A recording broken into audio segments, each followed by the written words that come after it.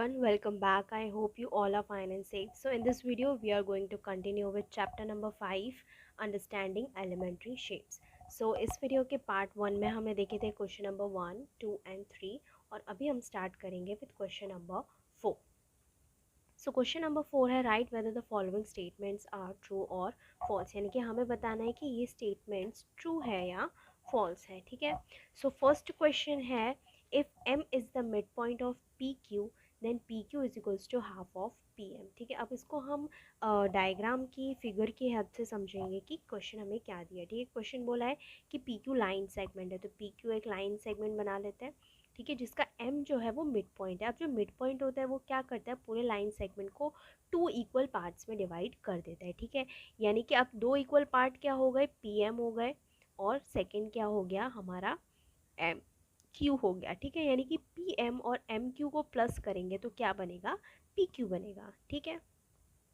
तो अब P M जो है वो क्या होगा, पी क्यू का हाफ हो गया, यानी कि पी क्यू का हाफ पार्ट क्या होगा, पी एम हो गया और पी क्यू का हाफ पार्ट हो गया एम क्यू. ठीक है. लेकिन हमें यहाँ क्वेश्चन में बोला है कि जो पी क्यू है वो पी एम का हाफ है, तो ये रॉन्ग है, ये उल्टा दे दिया है हमें. ठीक है. पी एम जो है वो हाफ है पी क्यू का. ठीक है. ना कि पी क्यू हाफ है पी एम का, तो यहाँ पे आंसर आ जाएगा हमारा फॉल्स.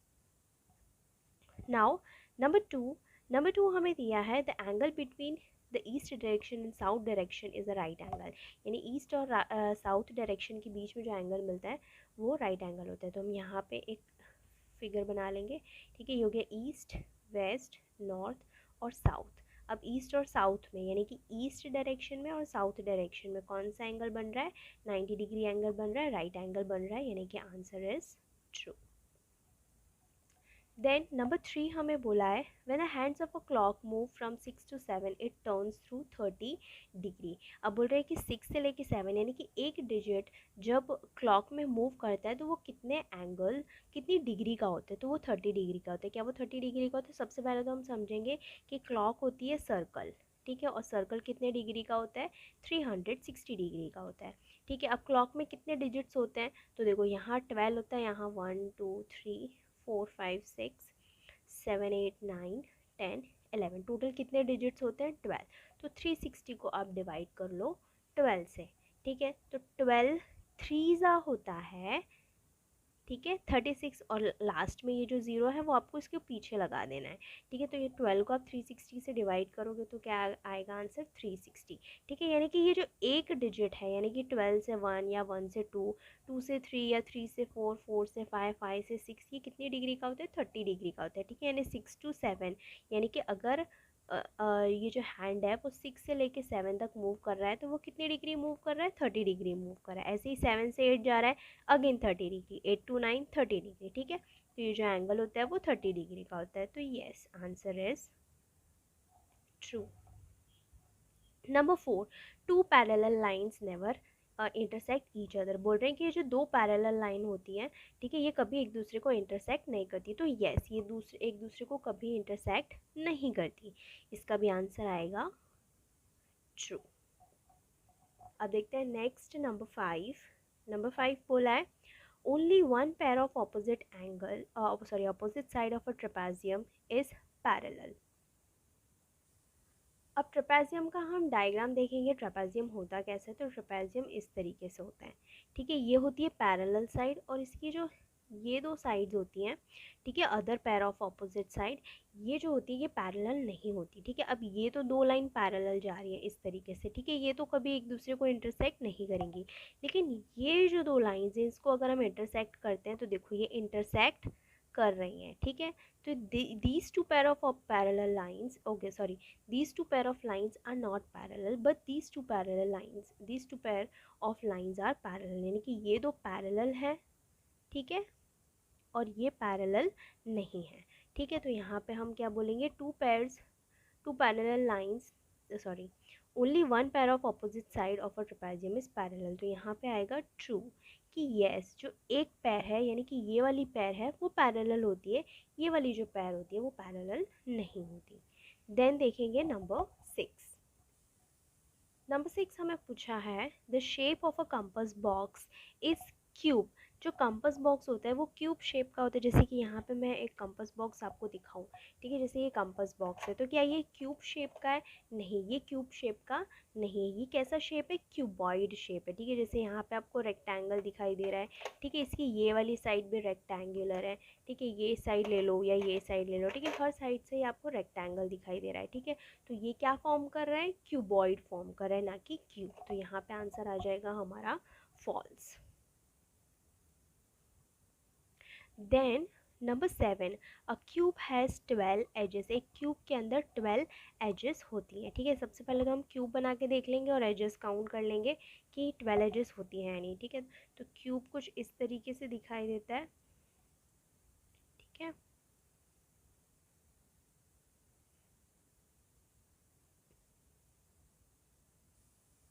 इसको हम इस तरीके से बनाते हैं, ठीक है। ये क्यूब बन गया। अब इसमें हम देखेंगे कि 12 एजेस होती हैं नहीं, ठीक है। तो एजेस किसको बोलते हैं? इसको बोलते हैं, ठीक है, जहाँ पे दो साइड्स मीट कर रही होती है, ठीक है। तो ये हो गया एज। तो 1 2 3 4, okay. Then 5 6 7 8 9 10 11 12। So yes, 12 edges होती हैं, तो यहाँ पे आ जाएगा answer true. Then number 8, a cuboid has 8 faces. अब क्यूबॉइड के क्या 8 फेसेस होते हैं, ठीक है। तो हम काउंट कर लेंगे। देखो क्यूबॉइड इस तरीके से दिखाई देता है, ठीक है, ये हो गया, ठीक है। अब कौन से फेसेस होते हैं? तो देखो एक ये आगे वाला फेस होता है 1, ठीक है, ये 2, फिर इधर होता है 3, इधर होता है 4, ये हो गया 5, ठीक है। और यहाँ पे हो जाता है ये वाला 6, ठीक है। तो क्यूबॉइड के 6 फेसेस होते हैं, ना कि 8, ठीक है। तो यहाँ पे हम लिख देंगे false. Next number 9, all the sides and all the angles of a regular polygon are equal. अब यहाँ पे बोला है कि एक रेगुलर पॉलीगॉन में क्या होता है कि सारी जो साइड्स होती हैं वो सेम होती हैं, ठीक है। और जो एंगल्स भी होते हैं वो भी क्या सेम होते हैं, ठीक है। पॉलीगॉन यानी कोई भी ले लो, ट्रायंगल ले लो, ठीक है। तो रेगुलर है तो सारी साइड सेम होंगी, सारे एंगल्स भी सेम होंगे, ठीक है। या तो क्वाड्रिलेटरल ले लो, क्वाड्रिलेटरल में अगर रेगुलर पॉलीगॉन लेंगे तो वो स्क्वायर आएगा, स्क्वायर में सारी साइड सेम होती है और सारे एंगल्स भी 90 डिग्री होते हैं, ठीक है। तो एक रेगुलर पॉलीगॉन में सारी साइड और सारे एंगल्स इक्वल होते हैं, तो यहाँ पे आ जाएगा answer true. Then number 10, a perpendicular bisector of a line segment divides the segment into two equal parts. यानी कि एक लाइन सेगमेंट ले लो, ठीक है, जैसे कि यहाँ पे ले लिया लाइन सेगमेंट। अब इसका परपेंडिकुलर बाइसेक्टर बना लो, ठीक है। तो परपेंडिकुलर बाइसेक्टर क्या होगा, ठीक है, इस तरीके से जो इस लाइन को टू इक्वल पार्ट्स में बना देगा और 90 डिग्री क्रिएट करेगा। तो so yes, it is creating two equal, it is dividing line segment into two equal parts, ठीक है। तो यहाँ पे हम लिख देंगे answer is true. Then number 11, a closed cylinder has two flat faces. अगर एक क्लोज्ड सिलेंडर लें तो उसके दो फ्लैट फेसेस होते हैं। अब सिलेंडर को हम जैसे ले लें क्लोज्ड सिलेंडर, ठीक है, तो सिलेंडर कुछ इस तरीके से दिखाई देता है, ठीक है। अब क्लोज्ड बोला है यानी कि ये यहाँ से क्लोज है, ठीक है, यहाँ से भी बंद है, यहाँ से भी बंद है, तो इसके दो फ्लैट फेसेस होंगे, यानी कि ऊपर वाला जो है वो कैसा फेस दिखाई देगा, इस तरीके से दिखाई देगा, ठीक है, ये फ्लैट होगा और क्लोज्ड होगा। और नीचे वाला पार्ट भी है वो भी कैसा दिखाई देगा, ऐसे ही दिखाई देगा, ठीक है। So yes, it has two flat faces. ये ऊपर वाला फेस होता है ऐसा, और ये नीचे वाली, ठीक है, ये ऊपर वाला फेस ऐसा होगा, नीचे वाला फेस ऐसा होगा, तो इसके ये दोनों कैसे होंगे, फ्लैट फेसेस होंगे। तो यहाँ पे भी आ जाएगा answer true, okay. Then number 12, a triangular prism has 5 vertices. एक ट्रायंगुलर प्रिज्म के 5 वर्टाइसेस होते हैं, तो इसका आंसर आएगा फॉल्स, उसके 5 वर्टाइसेस नहीं होते। अब ट्रायंगुलर प्रिज्म कैसा दिखाई देता है, इसी तरीके से दिखाई देता है, ठीक है, ओके, इस तरीके से दिखाई देता है। और यहाँ पे थर्ड साइड जो होती है, ठीक है, वो पीछे चली जाती है, ठीक है। तो ये 1 2 और एक ये पीछे वाली साइड हो गई, ठीक है। अब इसके कितने वर्टाइसेस हो गए, कॉर्नर्स हो गए, तो देखो 1 2 3 4, तो 4 वर्टाइसेस होते हैं, ठीक है। पीछे वाली साइड को भी काउंट करके 4 ही टोटल होते हैं। ओके, सो यहाँ आ जाएगा false. Number 13, a triangular prism has 3 rectangular faces. तो ट्रायंगुलर प्रिज्म में क्या है, यहाँ पे हमें 3 रेक्टेंगुलर फेसेस दिखाई दे रहे हैं, नहीं दिखाई दे रहे, ठीक है। तो यहाँ 13 में भी आएगा फॉल्स, ठीक। अब यहाँ पे आपको पीछे आंसर्स में ट्रू दिया है, विच इज़ रॉन्ग, ठीक है। अगर यहाँ पे ट्रायंगुलर होता कि triangular prism has 3 triangular faces, तो ट्रू हो जाता, ठीक है, क्योंकि यहाँ 3 ट्रायंगुलर, एक ये होता है ट्रायंगल, एक ये होता है ट्रायंगल, और एक पीछे वाली साइड होती है ट्रायंगल, ठीक है। तो दैट केस में 3 ट्रायंगुलर फेसेस होता तो ये ट्रू होता, लेकिन यहाँ पे 3 ट्रायंगुलर फेसेस नहीं बन रहे, ठीक है। तो यहाँ पे आ जाएगा answer false. Number 14, a hexagon is a 2 dimensional figure. एक हेक्सागन को 2 डायमेंशनल फिगर बोलते हैं, तो यस, ये हो जाएगा ट्रू। हेक्सागन क्या हो गया, 2 डायमेंशनल होता है। 3 डायमेंशनल फिगर्स क्या होती है, जैसे क्यूब, क्यूबॉइड, सिलेंडर, ये सारे 3 डायमेंशनल होते हैं। और जो हेक्सागन होता है, स्क्वायर होता है, सर्कल होता है, ये 2 डायमेंशनल होते हैं। तो यहाँ पे hexagon is a 2 dimensional figure, so answer is true. अब देखते हैं next question. Now next question is question number 5, right the type of angle made by the 2 hands of the clock. यहाँ पे हमें ढेर सारी क्लॉक्स दी हैं और उनके 2 हैंड्स दिए। अब हमें ये बताना है कि ये जो 2 हैंड्स है वो किस टाइप का एंगल फॉर्म कर रही है। टाइप ऑफ एंगल यानी कि एक्यूट एंगल है, ऑब्ट्यूस एंगल है, ठीक है, राइट एंगल है, या स्ट्रेट एंगल है, रिफ्लेक्स एंगल है, ये हमें बताना है, ठीक है। सबसे पहले हम डिस्कस करते हैं कि राइट एंगल क्या होता है। तो राइट एंगल 90 डिग्री का होता है, ठीक है, वो कुछ इस तरीके से होता है। राइट एंगल 90 डिग्री का होता है, ठीक है, इसको राइट एंगल बोलते हैं। और जो राइट एंगल से छोटे होते हैं, ठीक है, यानी जो 0 to 90 डिग्री के बीच में आते हैं, ठीक है, वो एक्यूट एंगल होते हैं। वो इस तरीके से होते हैं फॉर्म, ठीक है, या इस तरीके से होगा, ठीक है, लेकिन वो 90 डिग्री से छोटा होगा, यानी कि इतने इस पार्ट में आएगा, ठीक है। तो ये होता है एक्यूट एंगल, ठीक है। एक्यूट एंगल कितने डिग्री के बीच में फॉल करते हैं, 0 to 90 डिग्री, ठीक है। अब जो एंगल्स 90 डिग्री और 180 डिग्री के बीच में फॉल करते हैं वो ऑब्ट्यूस एंगल होते हैं, और वो कुछ इस तरीके से दिखाते हैं। अब देखो 180 डिग्री ऐसा होता है, ठीक है, ये स्ट्रेट मैं बनाऊँ तो ये 180 होता है, ठीक है। इसके बीच में यहाँ से ये होता है 90। अब ये जो पार्ट है, यहाँ से जो एंगल फॉर्म होते हैं वो होते हैं ऑब्ट्यूस एंगल, जैसे कि इस तरीके से, ठीक है। तो ये कौन सा हो गया, ऑब्ट्यूस। या तो यहाँ से ले लो, ये भी क्या हो जाएगा, ऑब्ट्यूस, ठीक है। तो 90 to 180 डिग्री के बीच में होते हैं ऑब्ट्यूस, ठीक है। फिर होता है स्ट्रेट एंगल, यानी कि ये क्या हो गया, 180 डिग्री का हो गया, ठीक है, और इसको बोलेंगे स्ट्रेट एंगल, ठीक है। फिर 180 डिग्री टू 360 डिग्री के बीच में जो एंगल फॉर्म होते हैं वो रिफ्लेक्स एंगल होते हैं, ठीक है, जैसे कि वो इस तरीके से होते हैं, ये नीचे की साइड जाते हैं। ये 180 हो गया, ये 180 से बड़ा हो गया, तो ये जो पूरा एंगल फॉर्म हो रहा है ये कौन सा हो रहा है, रिफ्लेक्स एंगल। अब हमें यही 5 एंगल्स को, ठीक है, यहाँ पे बताना है कि कौन सा एंगल्स है ये, ठीक है। तो फर्स्ट एंगल आपको कौन सा दिखाई दे रहा है, ये यहाँ 90 डिग्री एंगल फॉर्म कर रहा है, तो ये हो गया हमारा राइट एंगल। तो यहाँ हम लिख देंगे राइट एंगल। उसके बाद नंबर 2, ठीक है। अब जैसे इसको मैं 30 डिग्री एंगल बनाऊँ, ठीक है, तो यहाँ से ये 30 डिग्री हो रहा है, सॉरी 90 डिग्री हो रहा है, तो ये 90 डिग्री से छोटा है, ठीक है। देखो ये वाला जो है वो अंदर के पार्ट में आ रहा है, तो ये कौन सा हो गया, 90 से छोटा हो गया, यानी कि ये हो गया एक्यूट एंगल। देन नंबर 3, ठीक है। अब जैसे कि ये 90 डिग्री हो गया, ये इतना 90 डिग्री होगा, अब ये 90 के बाहर जा रहा है, यानी कि ये 90 से बड़ा है और 180 से छोटा है, ये 180 बनेगा, ठीक है, ये 90 बन रहा है, तो ये है 90 और 180 के बीच में फॉल हो रहा है, ठीक है। तो ये कौन सा एंगल है, ऑब्ट्यूस एंगल, ठीक है, ये हो गया obtuse angle. Then next number 4, अब देखो ये यहाँ पे इस तरीके से अगर मैं बनाऊँ, ठीक है, तो यहाँ पे ये 180 डिग्री, ठीक है, फॉर्म करेगा, क्या फॉर्म करेगा, 180 डिग्री ऐसे स्ट्रेट फॉर्म करेगा, लेकिन ये 180 डिग्री से नीचे जा रहा है, ठीक है, यानी कि 180 डिग्री से बड़ा है, तो ये कौन सा एंगल हुआ, रिफ्लेक्स एंगल। देन नंबर 5 यहाँ पे 90 डिग्री फॉर्म कर लेते, तो ये 90 से छोटा है, तो ये हो गया एक्यूट एंगल। यहाँ पे 90 डिग्री फॉर्म कर रहा है, तो ये हो गया राइट एंगल। ठीक है। अब यहाँ पे देखो, यहाँ पे ये स्ट्रेट लाइन में बनाऊँ तो ये होता है स्ट्रेट एंगल, लेकिन ये स्ट्रेट एंगल से बड़ा है। ठीक है, ये पूरा इस तरीके से जा रहा है, तो ये पूरा एंगल क्या बन रहा है, रिफ्लेक्स एंगल। और यहाँ पे स्ट्रेट लाइन फॉर्म हो रही है, तो यहाँ पे कौन सा एंगल बन रहा है, स्ट्रेट एंगल। अब देखते हैं क्वेश्चन नंबर 6।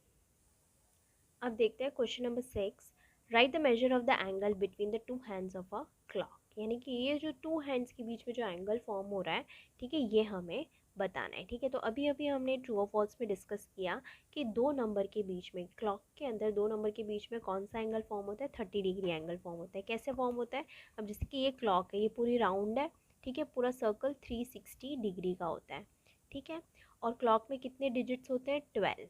अब 360 को 12 से डिवाइड कर लो, 12 3 ज़ा 36 और लास्ट में लगा दो 0। ठीक है, तो दो नंबर के बीच में कितना डिग्री एंगल फॉर्म हो रहा है, 30 डिग्री। ठीक है, तो 12 से और 12 टू 1 कितने डिग्री एंगल होगा, यहाँ पे 30 डिग्री एंगल होगा, तो हम यहाँ लिख देंगे 30 डिग्री। अब यहाँ पे 12 1 और 2, अब ये हमें दो नंबर के बीच की बात की गई है। ठीक है, तो यहाँ से 12 टू 1 होगा 30 और 1 टू 2 होगा 30, तो 30 प्लस 30 कितना डिग्री हो जाएगा, 60 डिग्री। ठीक है, अब यहाँ पे तो हमें सीधा सीधा दिखाई दे रहा है कि ये राइट एंगल है, और राइट एंगल कितनी डिग्री का होता है, 90 डिग्री का होता है। ठीक है, इस तरीके से भी डिस्कस करते हैं कि 12 टू 1 30, 1 टू 2 30 और 2 से 3 30, तो 30 प्लस 30 प्लस 30 90। ठीक है, यहाँ गया 90 डिग्री। ठीक है, इसी तरीके से नेक्स्ट डिस्कस करते हैं, 12 टू 1 30, फिर 1 टू 2 30, 2 टू 3 30 और 3 टू 4 30, तो कितने टाइम्स 30 आ रहा है, 1 2 3 4। ठीक है, 4 टाइम्स 30 आ रहा है, 30 इंटू 4 कर लो। ठीक है, तो यहाँ पे हो जाएगा 120 डिग्री। उसके बाद नंबर 5, अब यहाँ पे भी काउंट करेंगे कितने टाइम्स 30 आ रहा है। ठीक है, देखो 12 टू 1 यहाँ 30 डिग्री 30 डिग्री 30 डिग्री 30 डिग्री और 30 डिग्री, तो 1 2 3 4 5 टाइम्स 30 डिग्री आ रहा है, तो 5 इंटू 30 कर लो, यहाँ हो जाएगा 150 डिग्री। ओके, अब यहाँ पे स्ट्रेट एंगल बन रहा है। ठीक है, तो स्ट्रेट एंगल तो हमें पता है कितनी डिग्री का होता है, 180 डिग्री का होता है। ठीक है, यहाँ पे काउंट करेंगे कितने टाइम्स 30 आ रहा है, तो देखो यहाँ से आ 1 2 3 4 5 6 7। ठीक है, तो 7 इंटू 30 कर दो। ठीक है, 7 इंटू 30 हो जाएगा 210 डिग्री। अब इसी तरीके से यहाँ काउंट करेंगे 1 2 3 4 5 6 7 8। अब यहाँ 8 इंटू 30 डिग्री कर दो। ठीक है, तो ये हो जाएगा 240 डिग्री। अब देखते हैं क्वेश्चन नंबर 7। क्वेश्चन नंबर 7 है, note the measure of the each angle and write the type of angle. अब यहाँ पे हमें बताना है कि ये कौन से टाइप का एंगल है, यानी कि एक्यूट एंगल है, राइट एंगल है, ऑब्ट्यूस एंगल है। ठीक है, किस तरीके का एंगल है। फर्स्ट हमें दिया है measure angle A B C 20 degree. ठीक है, 20 डिग्री का क्या है, 90 से छोटा है, और 90 से छोटे होते हैं एक्यूट एंगल। ठीक है, तो ये हो गया एक एक्यूट एंगल। उसके बाद नंबर 2 105 डिग्री। अब 105 डिग्री फॉल होता है 90 टू 180 के बीच में। ठीक है, 90 डिग्री और 180 डिग्री के बीच में कौन से एंगल फॉर्म होते हैं, ऑब्ट्यूस एंगल। तो यहाँ लिख देंगे ऑब्ट्यूस एंगल।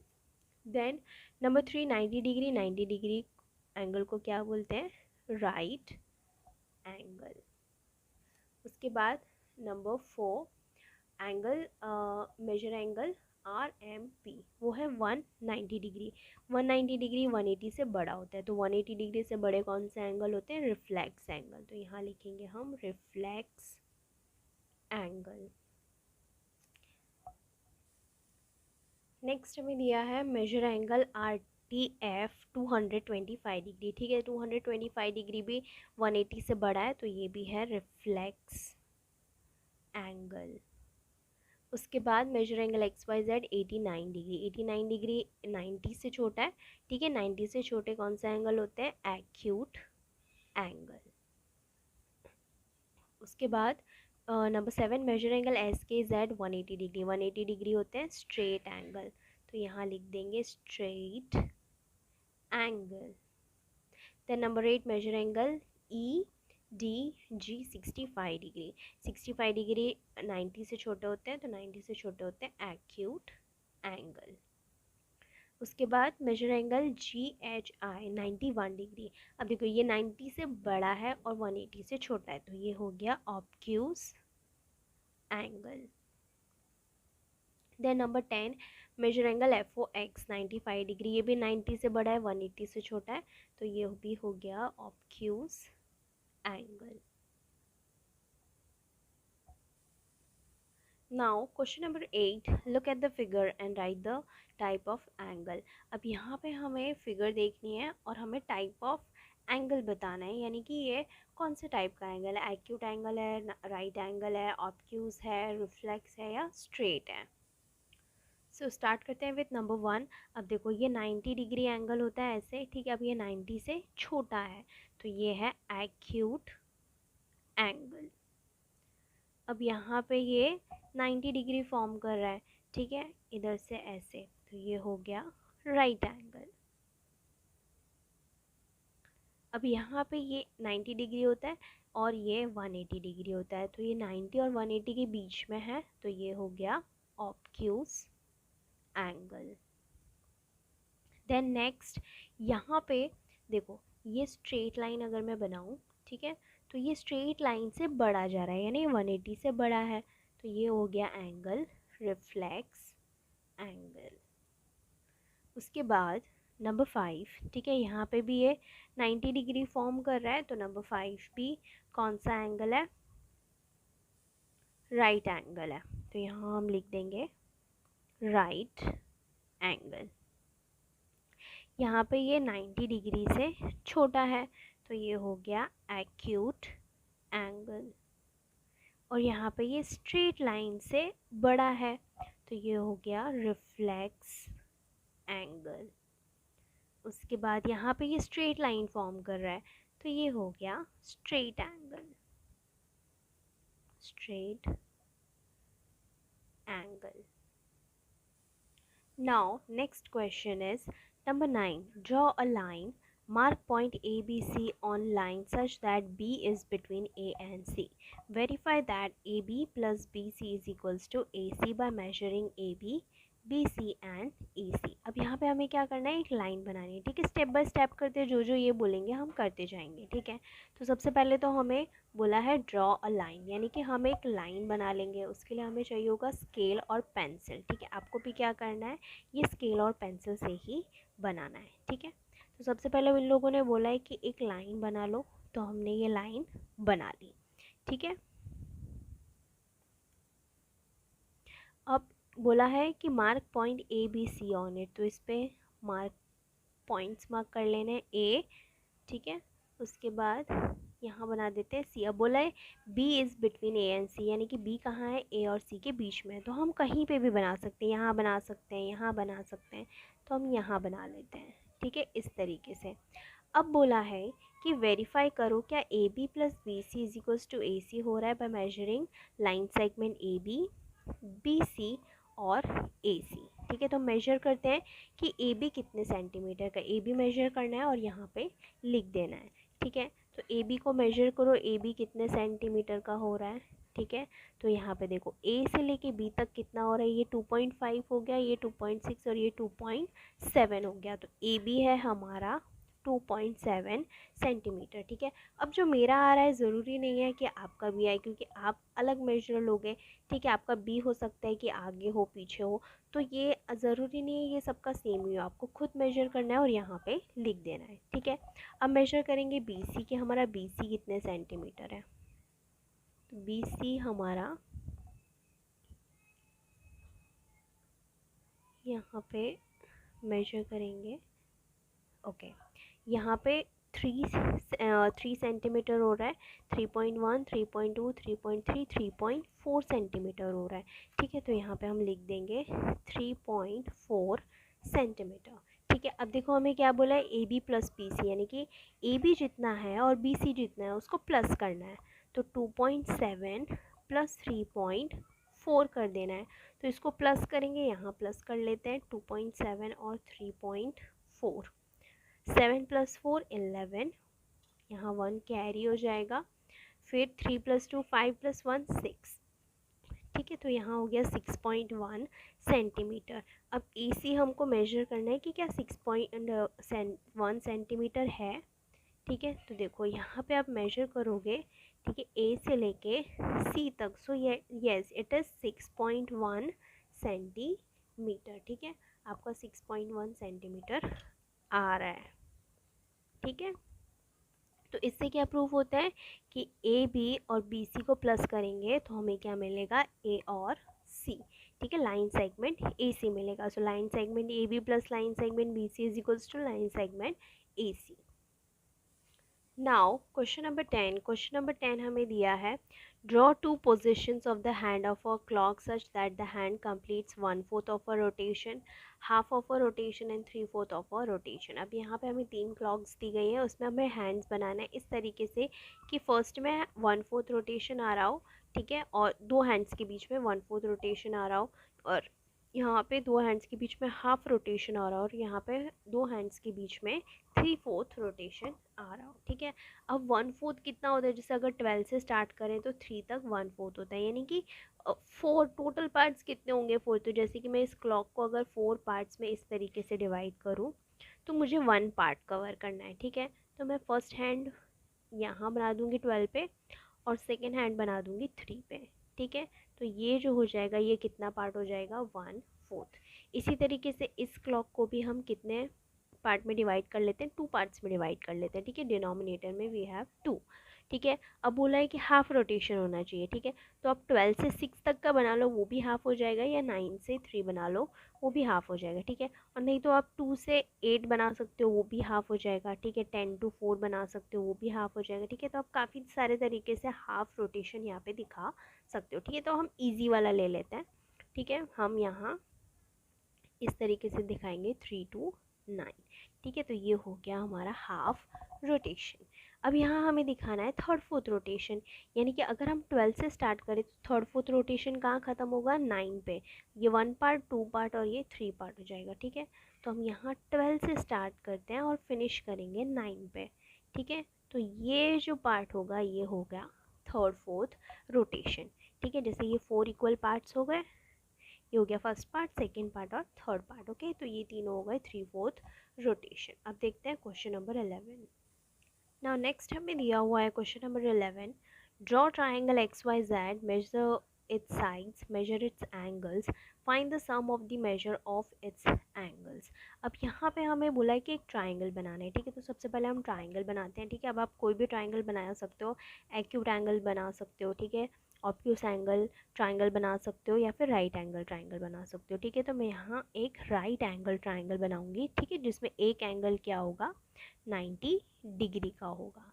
ठीक है, अब जैसे ये बन गया मेरा राइट एंगल ट्राइंगल, इसको मैं यहाँ नाम दे देती हूँ एक्स वाई और जेड, और ये हो गया 90 डिग्री। ओके, अब सबसे पहली चीज़ मुझे क्या करनी है, मेजर इट्स साइड्स। ठीक है, साइड्स मेजर करनी है। अब इसकी कितनी साइड्स हैं, 3 साइड्स हैं। ठीक है, line segment X Y, Y Z और जेड एक्स। ठीक है, या फिर एक्स जेड। ठीक है, जेड एक्स ले लो या एक्स जेड ले लो, दोनों चीज़ें सेम है। सबसे पहले मेजर करेंगे एक्स वाई। ठीक है, एक्स वाई को मेजर करेंगे तो हमें मिलेगा एक्स वाई इज़ 3 सेंटीमीटर, तो अब यहाँ लिख दो 3 centimetre. Then Y Z measure करो कितने सेंटीमीटर का है, तो वाई जेड इज़ 4 सेंटीमीटर, तो यहाँ लिख दो 4 सेंटीमीटर। अब जेड एक्स मेजर करो। ठीक है, ये वाली साइड आपकी कितने सेंटीमीटर की है, 5 सेंटीमीटर की है, तो यहाँ लिख दो 5 सेंटीमीटर। ओके। अब उसके बाद हमें एंगल मेजर करने हैं कि ये जो 3 एंगल है, ठीक है, ये पहला एंगल, ये दूसरा एंगल और ये तीसरा एंगल, 3 एंगल होते हैं ट्राइंगल में, ये कितने डिग्री के हैं। तो पहले हमें मेजर करना है एक्स की, एक्स कितने डिग्री का है। इसके लिए आपको प्रोटेक्टर चाहिए होगा, ठीक है, तो आपको ये प्रोटेक्टर निकाल लेना है, ठीक है। अब मेरा जो न्यू प्रोटेक्टर था वो टूट गया है, so I will have to work out with an old one. Okay, so इसको हम मेजर करेंगे, हम इस तरीके से बुक को टर्न कर लेंगे क्योंकि हमें एक्स मेजर करना है, ठीक है। तो इस तरीके से मैं इसको यहाँ रखूँगी, ठीक है, इस पॉइंट पे रखूँगी और यहाँ मेरा स्ट्रेट लाइन, ठीक है, एग्जैक्टली जो प्रोटेक्टर पे लाइन है उसके ऊपर जाना चाहिए। तो ये प्रोटेक्टर के ऊपर वाली लाइन पे जा रहा है, ठीक है। अब देखो एक्स मेरा कितना डिग्री का आ रहा है, तो यहाँ से मैं देखूँ तो ये हो गया 50 और ये हो गया 51। तो मेरा जो एक्स है वो 51 डिग्री का है, ठीक है। तो मैं यहाँ लिख दूँगी 51 डिग्री। ओके, उसके बाद मुझे मेजर करना है कि मेरा जो एंगल वाई है वो कितने डिग्री का है, ठीक है। तो वाई एंगल मेरा 90 डिग्री का है, ठीक है। आप इससे मेजर करेंगे तो भी 90 डिग्री ही आएगा, ठीक है। देखो 90 डिग्री आ रहा है यहाँ से लाइन, और ये लाइन आपको ऑब्जर्व करनी है, तो ये 90 डिग्री क्रिएट कर रहा है, ठीक है। यहाँ पे देखो 90 डिग्री क्रिएट कर रहा है, तो यहाँ हम लिख देंगे 90 डिग्री। अब हमें मेजर करना है एंगल Z। अब एंगल Z मेजर करते हैं, ठीक है। तो इसको हम इस तरीके से यहाँ रखेंगे, ठीक है, और एग्जैक्टली बाहर वाली लाइन को ऑब्जर्व करेंगे, ठीक है।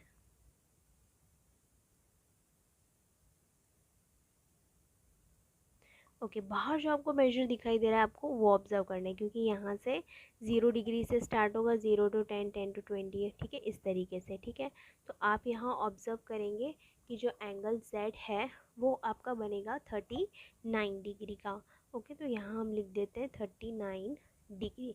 अब जब आप ये सारे एंगल को ऐड करेंगे, ठीक है, जो कि हमें नेक्स्ट स्टेप में करना है, एंगल X कितने डिग्री का है, 51 डिग्री, एंगल Y 90 डिग्री और एंगल Z 39 डिग्री। तो आप जब इन सभी एंगल्स को ऐड करेंगे तो आपको मिलेगा 180 डिग्री, ठीक है। यानी कि इससे हमें कंक्लूजन क्या मिलता है कि जो ट्राइंगल के तीनों एंगल्स होते हैं वो कितने डिग्री के होते हैं, 180 डिग्री के होते हैं। ओके, तो यहाँ हमारा जो कंक्लूजन है वो एग्जैक्टली है सम ऑफ एंगल्स ऑफ ट्रायंगल वो होते हैं 180 डिग्री। यानी कि आप कोई सा भी ट्रायंगल ले लो, ठीक है, आपका जो ट्रायंगल चाहे कैसा भी हो, एक्यूट एंगल हो, आइसोसेलेस हो, इक्विलेटरल हो, ठीक है, अब जब ये 3 एंगल्स को प्लस करोगे हमेशा 180 ही आएगा, ठीक है। तो अगर ये आपके मेजर डिफरेंट होते हैं, आपने किसी और तरीके का ट्रायंगल बनाया है, तो भी जब आप सारे एंगल्स प्लस करोगे तो 180 डिग्री ही आएगा। अगर 180 डिग्री नहीं आ रहा है यानी कि आपने मेजरमेंट में कुछ गलती की है, ठीक है, तो आपको फिर से चेक कर लेना है और फिर चेक करना है कि 180 डिग्री आ रहा है या नहीं आ रहा है। Now, next question number 12, write the measure of the angle between the two position of the hand of a clock. अब यहाँ पे जो दो हैंड्स के बीच में जो एंगल बन रहा है, ठीक है, यानी कितनी डिग्री का एंगल बन रहा है ये हमें बताना है, ठीक है। तो हमने पहले भी डिस्कस किया है कि दो नंबर्स के बीच में 30 डिग्री बनता है, ठीक है। तो अब यहाँ से देखते हैं 6 to 7 30 degree, 7 to 8 30 degree, 8 to 9 30 degree, ठीक है। तो 30 + 30 + 30 90 डिग्री यहाँ हो रहा है, 90 डिग्री एंगल, ठीक है। इसी तरीके से यहाँ हम देखेंगे कितनी सबसे पहले काउंट कर लेंगे कितने 30 डिग्री एंगल्स बन रहे हैं। तो यहाँ पे देखो 1 2 3 4 5 6, 6 को आप मल्टीप्लाई कर दो 30 के साथ, ठीक है। तो यहाँ पे बन रहा है 180 डिग्री एंगल, और यहाँ स्ट्रेट एंगल है, स्ट्रेट एंगल 180 डिग्री के होते हैं, ठीक है। अब यहाँ आप देखेंगे तो देखो काउंट करते हैं 1 2 3 4 5 6 7 8 9। अब 9 को मल्टीप्लाई कर दो 30 के साथ, सो 9 3 ज़ा 27, तो आपका हो रहा है यहाँ 270 डिग्री। ओके, अब यहाँ पे भी एक राइट एंगल बन रहा है, ठीक है। अब देखो 30 + 30 + 30 90 डिग्री एंगल बन रहा है। ओके, आप डायरेक्टली देख के भी बता सकते हैं ये राइट एंगल है, ठीक है, और राइट एंगल 90 डिग्री का होता है। ओके, सो ये 90 डिग्री, 180 डिग्री, 270 डिग्री और 90 डिग्री। अब देखते हैं question number 13। Now next is question number 13. Where will the hand of the clock be when it makes अब यहाँ पे हमें क्लॉक्स चाहिए होंगी, ठीक है। क्लॉक की हेल्प से हम इनके आंसर्स फाइंड आउट करेंगे। ओके, फर्स्ट वन हमें बोला है हाफ आवर रोटेशन आफ्टर 12, ठीक है। तो इसके लिए मैंने क्लॉक्स कुछ इस तरीके से बना लिए हैं, ठीक है। आप भी इसी तरीके से आंसर फाइंड आउट करना। ओके, अब बोला है कि आपका जो हैंड है वो कहाँ पे है, 12 पे है।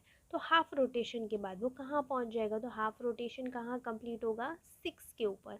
ओके, ये हाफ रोटेशन हो गया। तो हाफ रोटेशन के बाद कहाँ आ रहा है, हैंड 6 के ऊपर आ रहा है।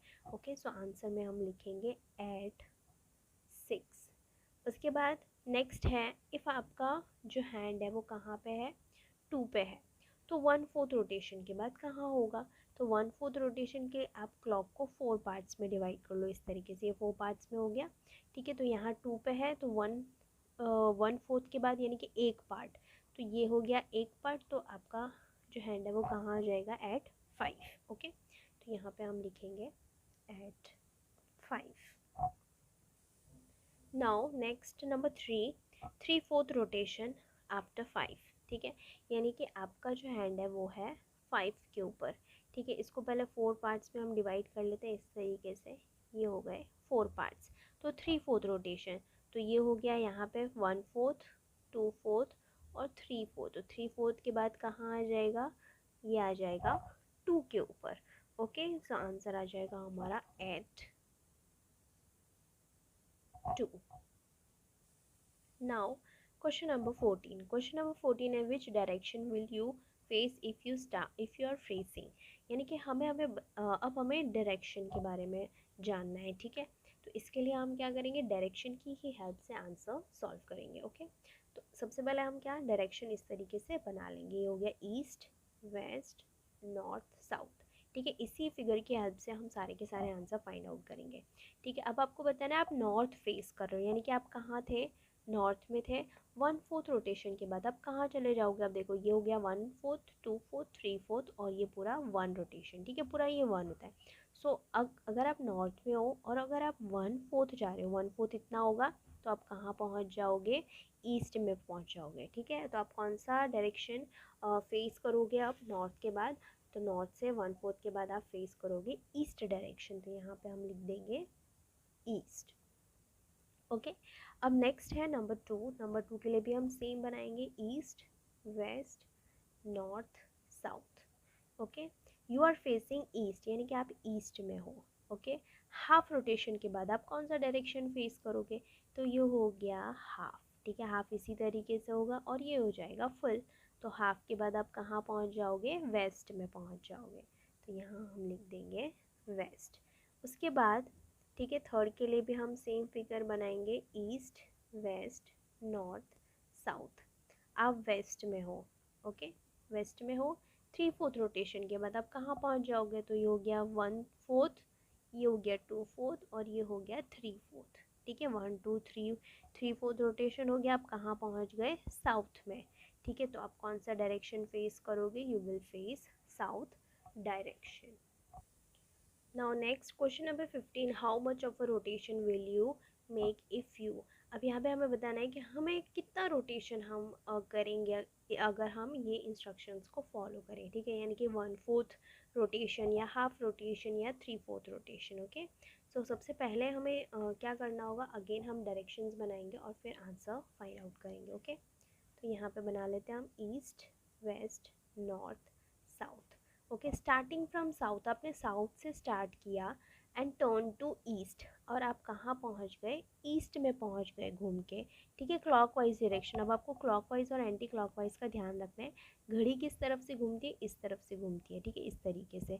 तो ये हो गया क्लॉकवाइज डायरेक्शन, ठीक है। और एंटी क्लॉकवाइज क्या हो जाएगा, उल्टा, इस तरीके से। तो आप साउथ में थे, आप क्लॉकवाइज गए, कहाँ पहुँचे, ईस्ट में पहुँचे। तो आपने कितना रोटेशन किया, 1 2 3/4 रोटेशन किया। तो यहाँ पे हम लिख देंगे 3/4। ओके, यहाँ लिख देंगे of a rotation. Then number two के लिए भी हम सेम फिगर बनाएंगे, सेम डायरेक्शंस बनाएंगे, east, west, north, south.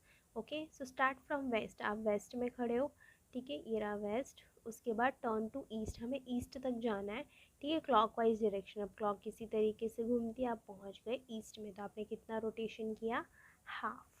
Half of a rotation. Then number 3 के लिए भी हम सेम फिगर बनाएंगे। ओके, सेम डायरेक्शंस बनाएंगे, east, west, north, south. So you were facing east. Okay, उसके बाद turn to south in clockwise direction. तो clockwise direction में जाना है साउथ। ठीक है, तो आपने कितना रोटेशन किया? 1/4 ऑफ अ रोटेशन। तो यहाँ लिख देंगे 1/4 of a rotation. Now next question, where will the hand of a clock stop? Now again we will have to come to clocks. ठीक है, अब हम clocks बना लेंगे। ठीक है, और उसी के हिसाब से हम आंसर फाइंड आउट करेंगे। ठीक है, तो हमें क्या रहेगा? कंफर्म, ठीक है, और श्योर आंसर्स मिलेंगे। तो फर्स्ट हमें बोला है कि इफ़ इट स्टार्ट्स फ्रॉम 3, यानी कि 3 से स्टार्ट किया एंड टर्न टू 1। ठीक है, यानी कि पूरा घूम के कहाँ, and turn through 1 right angle. ठीक है, यानी कि 3 से अगर हम 1 राइट एंगल घूमें तो हम कौन से नंबर पे पहुंचेंगे? ठीक है, तो 3 से स्टार्ट किया, मैं इसको 4 पार्ट्स में डिवाइड कर लूँगी। ठीक है, इस तरीके से। तो 1 राइट एंगल के बाद जो हैंड होगा वो कहाँ पहुँचेगा? 6 के ऊपर पहुँच जाएगा। ठीक है, इस तरीके से। तो 3 पे है तो कहाँ आ जाएगा? 6 पे आ जाएगा। तो यहाँ हम लिख देंगे एट 6।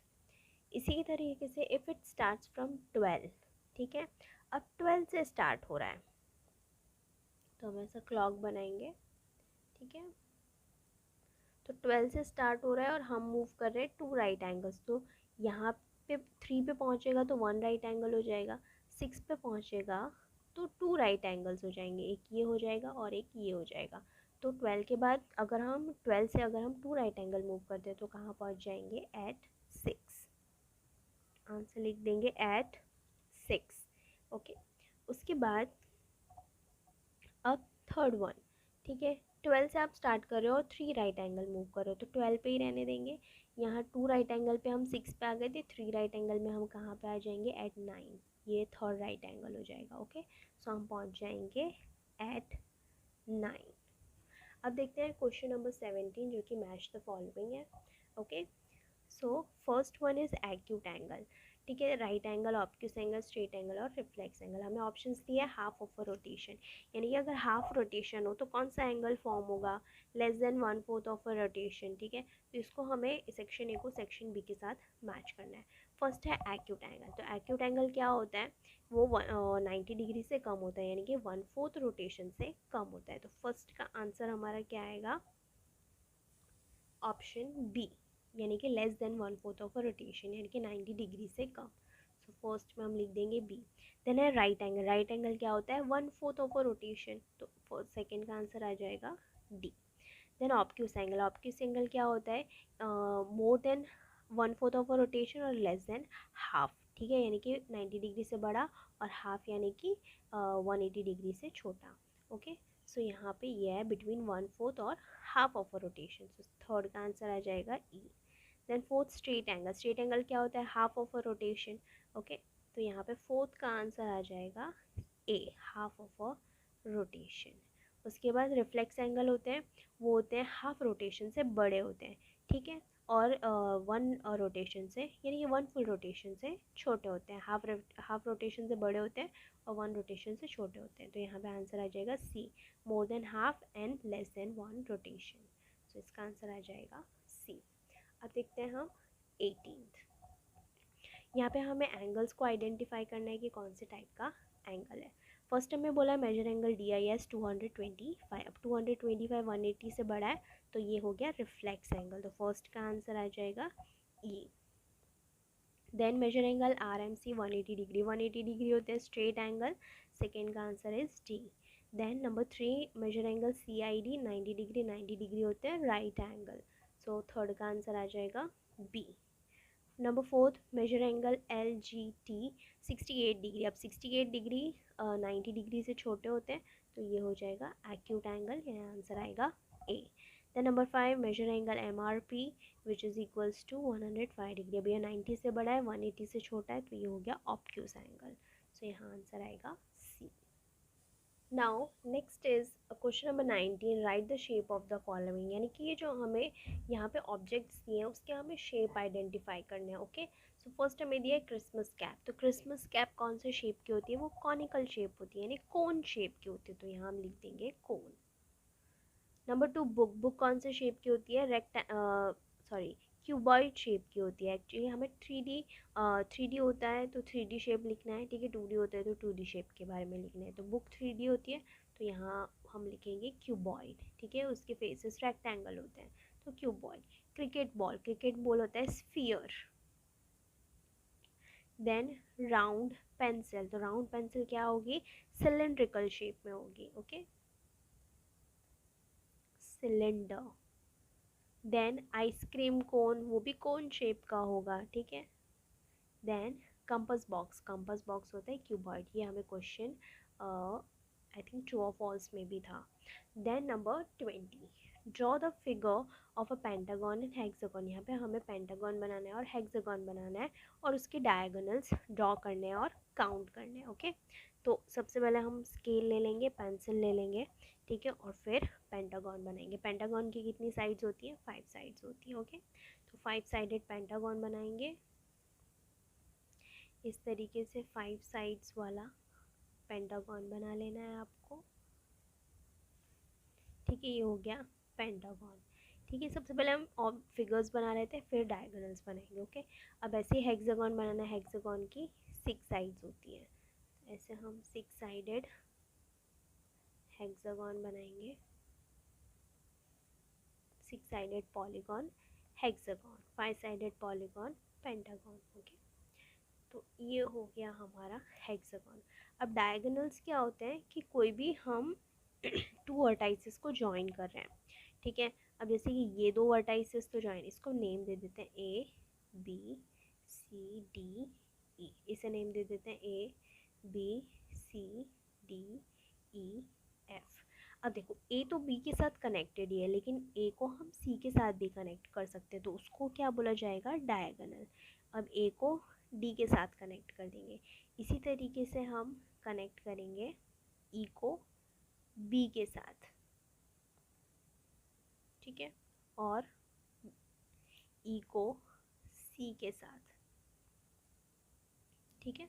ये हो गए 4 डायगोनल्स हो गए, ठीक है। ये 1, ये 2, ये 3, ये 4 और एक ये हो गया 5, ठीक है। तो हेक्सागन में टोटल कितने सॉरी पेंटागन में टोटल कितने डायगोनल्स थे? पेंटागन में है टोटल 5 डायगोनल्स, तो यहाँ लिख देंगे 5 डायगोनल्स।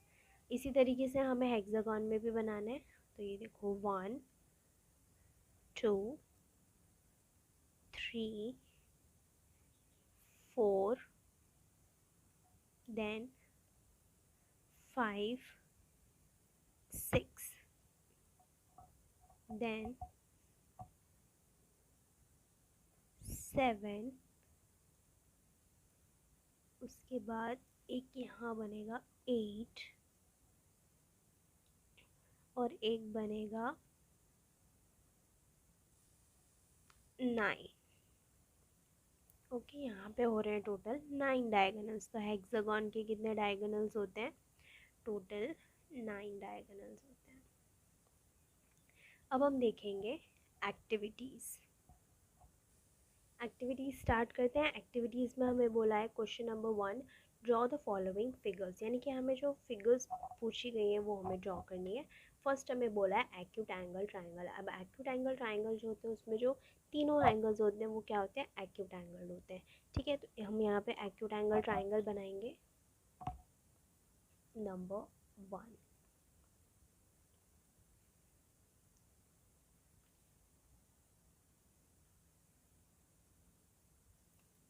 अब यहाँ इस ट्राइंगल में जो भी एंगल्स है तीनों क्या है? एक्यूट एंगल बन रहे हैं, ठीक है। तो ये हो गया एक्यूट एंगल ट्राइंगल, इसको नेम दे देंगे ए बी सी।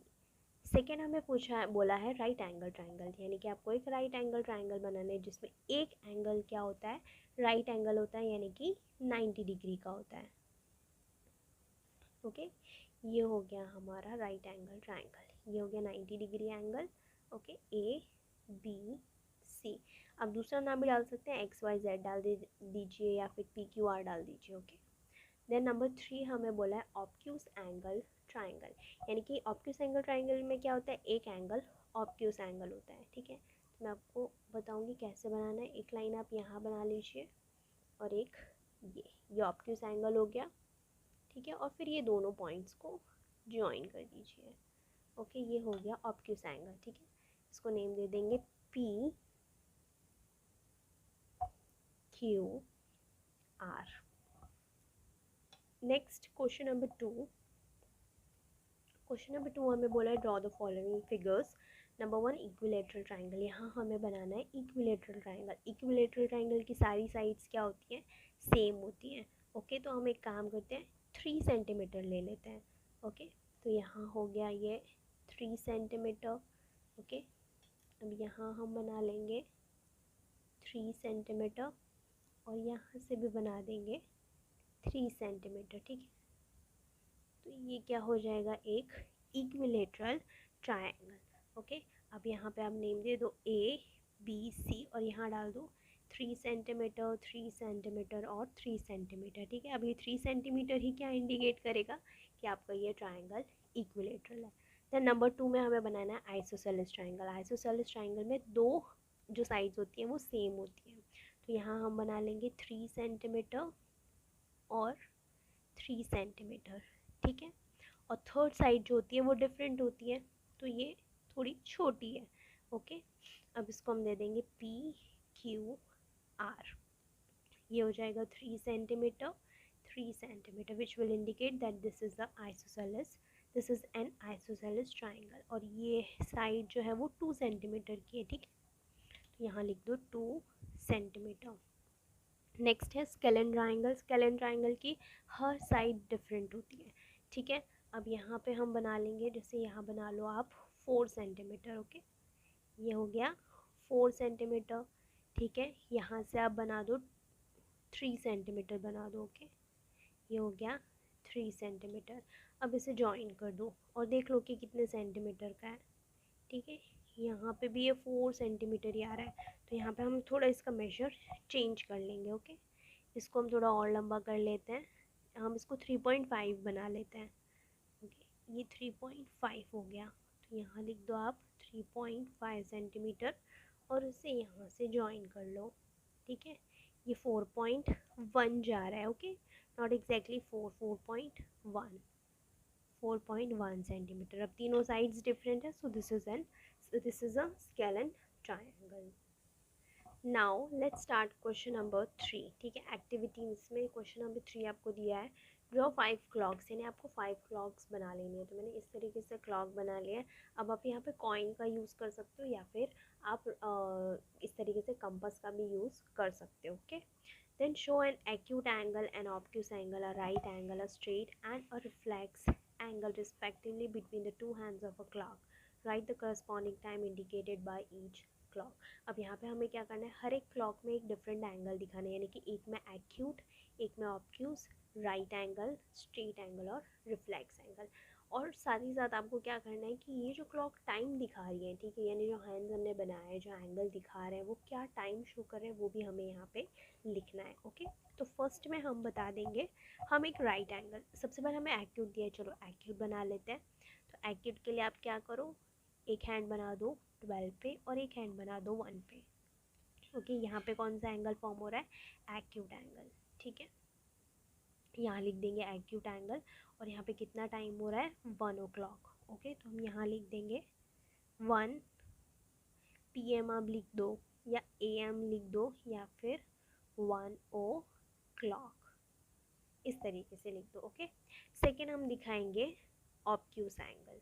ठीक है, तो ऑब्ट्यूस एंगल में आप यहाँ दिखा सकते हो 12 पे मिनट हैंड और 5 पे आर हैंड। तो यहाँ जो एंगल फॉर्म हो रहा है वो है ऑब्ट्यूस एंगल। ठीक है, और यहाँ कितना टाइम हो रहा है, 5 o'clock। ठीक है, यहाँ लिख दो 5 o'clock। ठीक है, या फिर आपको इस वे में लिखना है तो आप 5, ठीक है, PM या AM कुछ भी आप लिख सकते हैं। देन हम दिखाएंगे नेक्स्ट राइट एंगल। ठीक है, राइट एंगल में आप दिखा सकते हो 3 o'clock दिखा सकते हो या 9 o'clock भी दिखा सकते हो, हम यहाँ 9 o'clock दिखाते हैं।